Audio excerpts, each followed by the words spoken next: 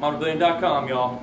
I'm Kris Skoda, and I'm here with the man, the myth, the legend, Clay Bates. Clay, can you name some of the bands that you've played with for our viewers at home?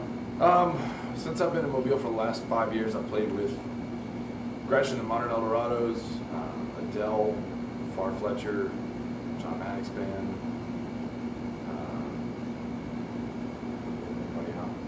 The Investment.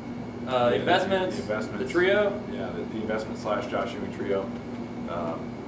Most recently with those guys as an original project. Yeah, and then now 39 Screams is my new project.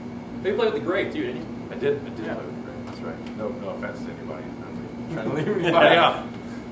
Okay, well, can you give a little breakdown of what 39 Screams is, or like a way for you to kind of describe it for someone that hasn't heard it at all?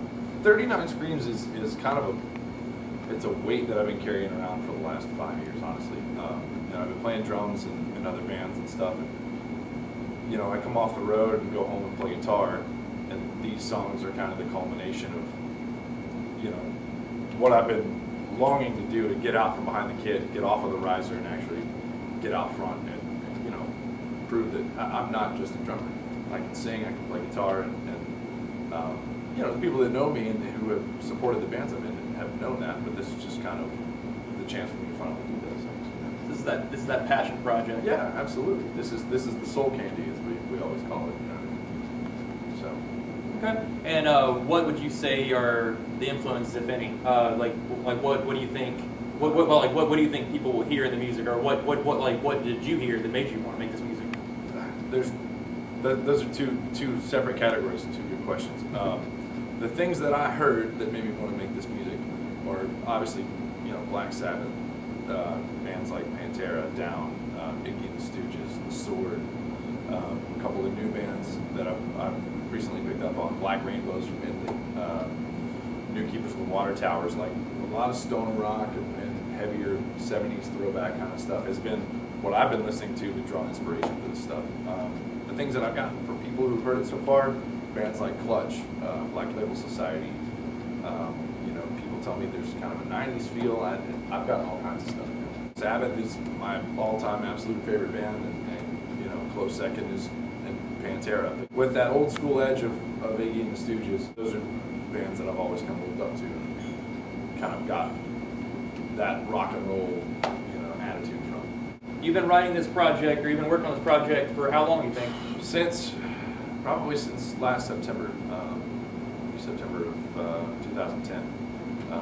Since around the time that I knew I was going to be leaving Far Fletcher, I think I told those guys around late August, September that it was time for me to kind of branch out and go do my own thing. Of course, after my buddy Josh Ewing left and went to Top of the Orange, the Investments kind of was put on hold because of all that. I was like, all right, well, I still want to keep writing. I still want to do original music. I still want to do my thing.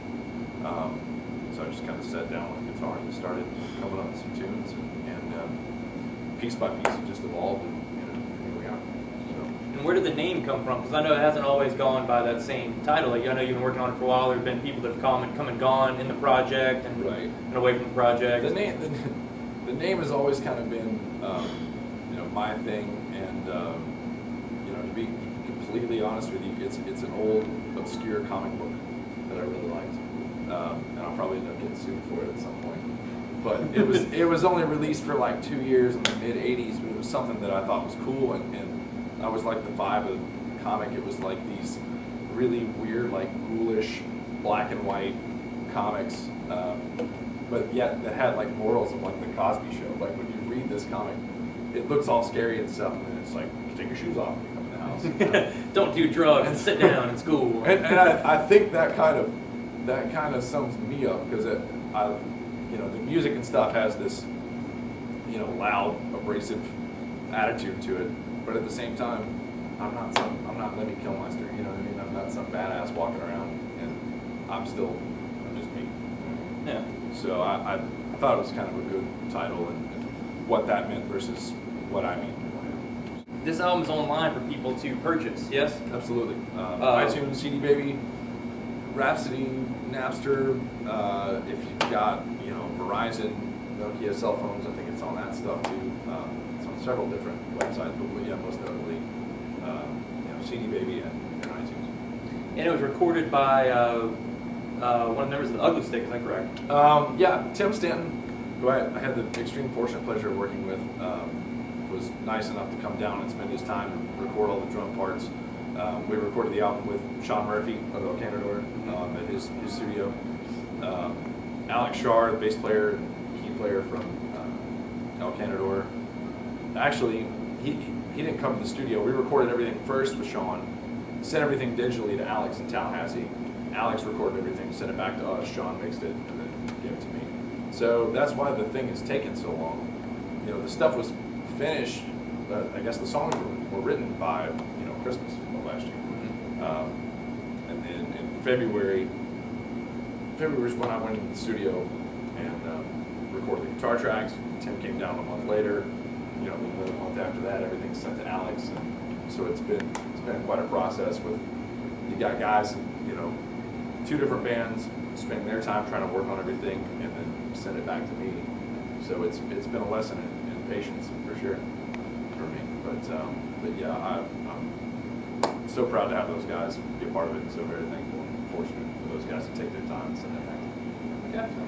And when do you think we can expect some shows from 39 Screams? A couple of things are in the works right now. I'm hoping by late August, definitely by September. I've got a couple of things that I'm eyeballing then. I've been in contact with, we're going to start local, here at the Mule, the Box, Soul Kitchen, stuff like that. So that's, start in town, get it out that way, but definitely don't want to be that band that plays here, a couple times a month. We want to take it to Atlanta, we want to take it to New Orleans, Orlando, and wherever. Take it to the White House, chop that motherfucking desk in I- half. Yeah! I want to wake up in Cleveland in a van and not know I'm there, you know what I mean? Like, that's I think every musician wants to do something like that. So that's the goal, and start small and take it from there. Right on. Well, Clay, thanks for sitting down with me. Thank you. And you can expect a full review of the album to accompany this video in the same story. So all you gotta do is pan up or down. It'll be there. Mobilian, y'all.